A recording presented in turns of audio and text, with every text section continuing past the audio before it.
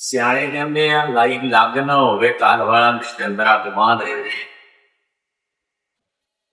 ਤੇ ਇਸ ਤਰ੍ਹਾਂ ਕੋਈ ਵੀ ਵਿਆਹ ਸ਼ਾਦੀ ਹੋਵੇ ਨਾ ਤੇ ਮੁੰਡੇ ਜਿੱਤੇ ਇੱਕ ਚੌਧਰੀ ਹੁੰਦਾ, ਖਾਨਦਾਨੀ ਚੌਧਰੀ ਹੁੰਦਾ ਤੇ ਨਾਲ ਜਾਪਾਨੀ ਬੰਦੇ ਵੀ ਕਰਦੇ ਤੇ ਉਹਨਾਂ ਦੇ ਪੱਤਰ ਤੇ ਸਾਰੇ ਜੀ ਸਿੱਕੇ ਤੇ ਉਹਨਾਂ ਨੇ ਕਹਿਣ ਕਿ ਇੱਕ ਖਾਨਦਾਨ ਦੀ ਬੁਨਿਆਦ ਹੀ ਗਲਤ ਬਣੀ ਹੈ ਸੌਦੇ ਪਾਦੀ।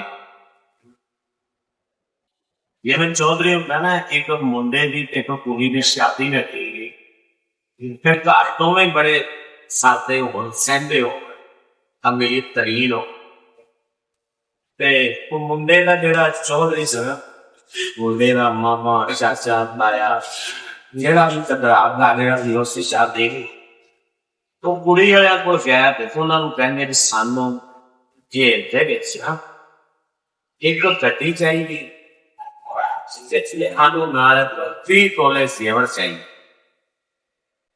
ਵਗੈਰਾ ਵਗੈਰਾ ਡਿਮਾਂਡ ਕਰਤੀ ਉਹਨਾਂ ਨੇ। ਡਿਮਾਂਡ ਦਿਨਾਂ ਰੱਖਿਆ ਉਹ ਕਰਕੇ ਆਏ ਤੇ ਕੁੜੀ ਵਾਲਿਆਂ ਨੇ ਕਿਹਾ ਠੀਕ ਆ, ਉਹਨਾਂ ਨੇ ਮੰਨ ਲਈ ਗੱਲ। ਉਹਨਾਂ ਨੇ ਜਦੋਂ ਗੱਲ ਮੰਨ ਲਈ ਤੇ ਮੰਨ ਕੇ ਤੇ ਹੁਣ ਦਿਨ ਰੱਖੇ ਜਾ ਬਰਾਤ ਆ ਗਈ।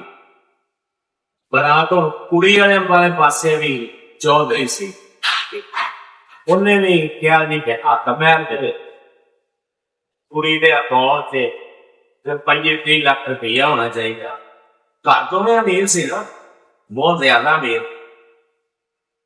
ਕੁੜੀ ਦੇ ਅਕਾਊਂਟ 'ਚ 25-30 ਲੱਖ ਰੁਪਈਆ ਹੋਣਾ ਚਾਹੀਦਾ, ਹੱਥ ਪੈਸੇ ਵਿੱਚ ਜ਼ੇਵਰ ਹੋਣਾ ਚਾਹੀਦਾ, ਕੁਛ ਇੱਕ ਪਲਾਟ ਜਾਂ ਘਰ ਕੋਠੀ ਉਹ ਨਾ ਹੋਣੀ ਚਾਹੀਦੀ ਹੱਥ ਮਹਿਲ ਦੇ ਵਿੱਚ।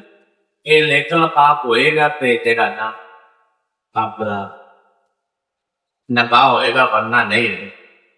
ਹੁਣ ਬਰਾਤ ਆਈ ਮੁੜ ਕੇ ਜਾਂਦੀ ਹੈ ਤੇ ਗੱਲ ਨਹੀਂ ਰਹਿੰਦੀ, ਇੱਜ਼ਤ ਨਹੀਂ ਰਹਿੰਦੀ। ਉਹ ਮੈਨੂੰ ਲਿਖ ਕੇ ਦੇਣਾ ਪਿਆ, ਦੋਵੇਂ ਘਰ ਅਮੀਰ ਸੀ, ਉਹਨਾਂ ਨੇ ਵੀ ਲੈ ਕੀਤਾ ਤੇ ਉਹਨਾਂ ਨੇ ਵੀ ਉਹਨਾਂ ਦੀ ਡਿਮਾਂਡ ਜਿਹੜੀ ਕਰ ਛੱਡੀ। ਕੋਈ ਇਸੇ ਤਰ੍ਹਾਂ ਮੇਰਾ ਹਵੇਲੀ ਆ, ਹਮੇਸ਼ਾ ਜਦੋਂ ਵੀ ਕਿਤੇ ਰਿਸ਼ਤਾ ਕਰੋ ਨਾ ਆਪਣੇ ਤਰਾਪਰਦਿਆਂ ਨਾਲ, ਆਪਣੇ ਜੋੜਦਿਆਂ ਨਾਲ, ਤੇ ਪਹਿਲੇ ਖਾਸ ਤੌਰ ਤੇ ਇਹ ਦੇਖੋ ਕਿ ਬੰਦੇ ਖਾਨਦਾਨੀ ਨੇ, ਬੰਦੇ ਇੱਜ਼ਤ ਵਾਲੇ ਨੇ, ਕੱਲ ਨੂੰ ਫੋਨ ਵਾਲਾ ਫਕਤ ਮੁਸ਼ਕਿਲ ਨਾ। ਇਸੇ ਤਰ੍ਹਾਂ ਮੇਰਾ ਬੇਟੀ ਸੀ ਤੇ ਉਹ ਆਪ ਗਰੀਬ ਸੀ ਤੇ ਜਿੱਥੇ ਉਹਦੀ ਤਾਰ ਲੱਗ ਗਈ ਨਾ, ਉਹ ਬੜਾ ਘਰ ਅਮੀਰ ਸੀ।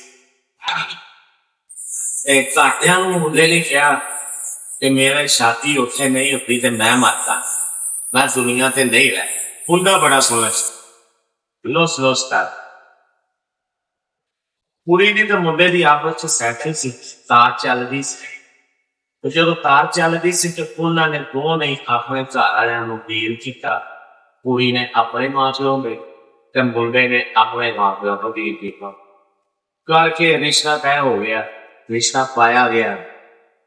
ਰਿਸ਼ਤਾ ਜਦੋਂ ਪਾਇਆ ਗਿਆ ਨਾ ਤੇ ਕੁੜੀ ਦੇ ਹੁਣ ਜਿਹੜੇ ਮਾਪੇ ਸੀ ਉਹਨਾਂ ਨੇ ਬਹੁਤ ਹੀ ਜੇਲ੍ਹ ਦੇ ਵਿੱਚ ਨਾ ਬਹੁਤ ਜ਼ਿਆਦਾ ਸਮਾਨ ਦਿੱਤਾ।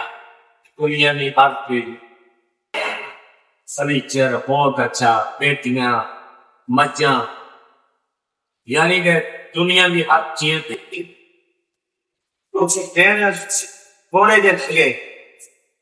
ਥੋੜੇ ਜਿਹੇ ਲੰਘਣ ਤੋਂ ਬਾਅਦ 6 ਮਹੀਨੇ ਤੋਂ ਲੰਘੇ ਤੇ ਕੁੜੀ ਹੋ ਗਈ ਤਾਂਡਿਆਂ।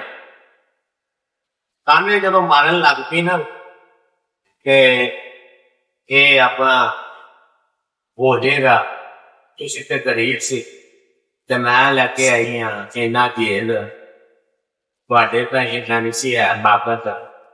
ਤੇ ਜਦੋਂ ਤਾਂਡੇ ਮਾਰਨ ਲੱਗ ਪਈ 6 ਮਹੀਨੇ ਤੋਂ ਬਾਅਦ ਮੁੰਡਾ ਜਿਹੜਾ ਸੀ ਉਹ ਗੱਲ ਸੁਣ ਲਿਆ ਕਰੇ ਤੇ ਦਰਖਤ ਹੁੰਦਾ ਜਾਵੇ, ਟੈਨਸ਼ਨ ਨਾਲ ਇਸ ਤਰ੍ਹਾਂ ਹੁੰਦਾ ਜਾਵੇ ਕਿ ਦਿਨ ਬਗੈਰ ਕਮਜ਼ੋਰ ਕਰ। ਜਦੋਂ ਦਿਨ ਲੰਘੇ ਤਾਂ ਮੁੰਡਾ ਜਿਹੜਾ ਬੋਲ ਰਹਿੰਦਾ ਸੀ, ਲੋਸ ਕਰਦਾ ਸੀ ਨਾ, ਤੇ ਉਹ ਵਿਚਾਰਾ ਇਸ ਤਰ੍ਹਾਂ ਦੇਖਣ ਨੂੰ ਲੱਗੇ ਕਿ ਜਿਵੇਂ ਕਿ ਨਸ਼ਈ ਹੁੰਦਾ, ਪੋਟਰੀ ਹੁੰਦਾ। ਉਹਨੂੰ ਟੈਨਸ਼ਨ ਹੀ ਇੰਨੀ ਕੁ ਲੱਗ ਗਈ, ਟੈਨਸ਼ਨ ਕਰਦਿਆਂ ਕਰਦੇ ਉਹ ਵਿਚਾਰਾ ਮਰੀਜ਼ ਬਣ ਗਿਆ। ਕਿ ਹਮੇਸ਼ਾ ਜਿੱਥੇ ਵੀ ਰਿਸ਼ਤਾ ਕਰੋ ਪਹਿਲੇ ਬੰਦੇ ਦੇਖ ਲਿਆ ਕਰੋ, ਕਿ ਬੰਦੇ ਇੱਜ਼ਤ ਵਾਲੇ ਆ, ਖਾਨਦਾਨੀ ਆ। ਇੱਥੇ ਆਣ ਕੇ ਫਿਰ ਸੌਦੇਬਾਜ਼ੀ ਹੋ ਜਾਂਦੀ। ਹਮੇਸ਼ਾ ਆਪਣੇ ਬਰਾਬਰ ਦੇ ਬੰਦੇ ਵੇਖੋ, ਆਪਣੇ ਤੋਂ ਉੱਚੇ ਨਾ ਵੇਖੋ। ਜਦੋਂ ਤੁਸੀਂ ਆਪਣੇ ਤੋਂ ਉੱਚਿਆਂ ਨਾਲ ਤਾਰਾਂ ਲਾਉਣੀਆਂ ਜਾਂ ਰਿਸ਼ਤੇਦਾਰੀ ਕਰਨੀ ਹੈ ਨਾ, ਤੇ ਉਹ ਫਿਰ ਪਿਆਰ ਨਹੀਂ ਗੱਲ ਨਹੀਂ, ਉਹ ਫਿਰ ਸੌਦੇਬਾਜ਼ੀ ਹੋ ਜਾਂਦੀ ਹੈ। ਉੱਥੇ ਫਿਰ ਜਿਹੜਾ ਰਿਸ਼ਤੇ ਨਿਭਾਉਣ ਵਾਲੀ ਗੱਲ ਨਹੀਂ ਰਹਿੰਦੀ, ਉੱਥੇ ਸੌਦੇਬਾਜ਼ੀ ਹੋ। ਹੱਸਦੇ ਰਹੋ ਤੇ ਵੱਧਦੇ ਰਹੋ।